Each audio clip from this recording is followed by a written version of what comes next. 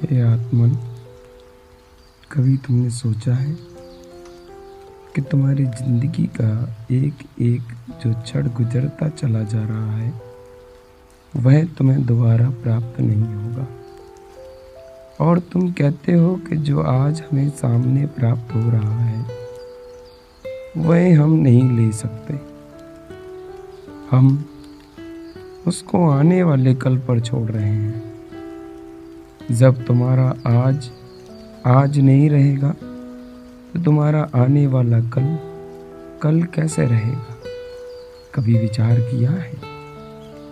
विचार करो कि जब तुम सुबह जागते हो और जब तुम शाम को सोते हो तो सुबह से लेकर शाम तक की विभिन्न क्रियाओं में तुमने जो जो भी किया, क्या तुम पुनः उसी प्रकार से उसे दोहरा सकते हो? क्या तुम पुनः उसी समय को ला सकते हो? क्या तुम जो पहले कहे थे कि हम आज यह कार्य नहीं कर सकते, क्या वह बात भी तुम दोबारा से उसी प्रकार से दोहरा सकते हो? हे जीव, तुम्हारे एक एक सेकंड में, एक एक क्षण में और एक एक भाव से एक एक प्रक्रिया में बदलाव होता चला जा रहा है। तुम उस बदलाव को नज़रअंदाज कर रहे हो। तुम्हारे सामने जो तुम्हें प्राप्त हो रहा है, तुम कुछ आज की इच्छाओं के कारण उस आत्मा की इच्छा को ठुकरा रहे हो। आज तुम अपने अंतरात्मा को ठुकरा रहे हो।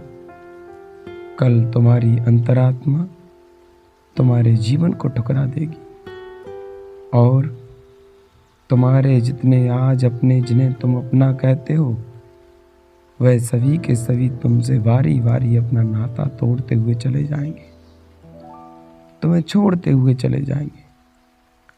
परंतु साथ रहने वाला कोई और नहीं, तुम्हारा वह अपना भाव ही रहेगा, जो भाव तुम अपनी आत्मा के प्रति भाओगे।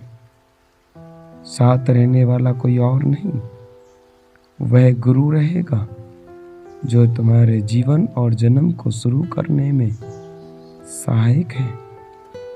सच्चा जन्म माँ बाप के द्वारा नहीं होता, उस गुरु के द्वारा होता है जो तुम्हारे जन्मों जन्म से छुटकारा दिला देता है।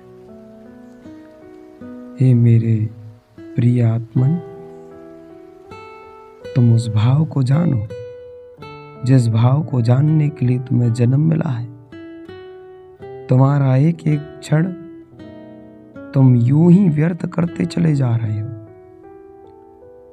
उस क्षण को संभाल लो, अन्यथा ऐसा ना हो कि आने वाला जन्म जब तुम्हारे पास हो तो तुम्हारे पास तुम्हारा वह गुरु, तुम्हारा वह प्रभु तुम्हें सामने न दिखाई दे।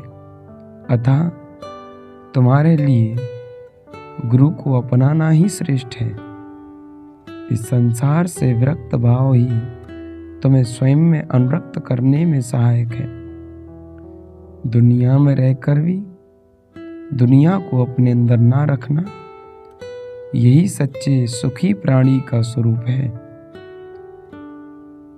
अतः हे मेरे प्रिय आत्मन, तुम वह कार्य करो जो कार्य तुम्हें तुम्हारे गुरु तथा तुम्हारे प्रभु के द्वारा तुम्हें तुम तक पहुंचा दे।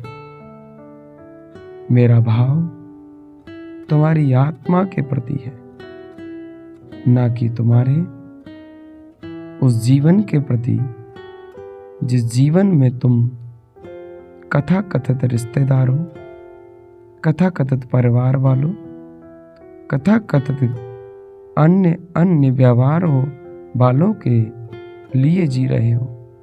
हे भव्य जीवात्माओं, मेरा भाव तुम्हारी आत्म कल्याण का है। अतः अपनी आत्म कल्याण का भाव जागृत करो, यही तुम्हारे लिए श्रेष्ठ है। ओम नमः सिद्धिभ्य।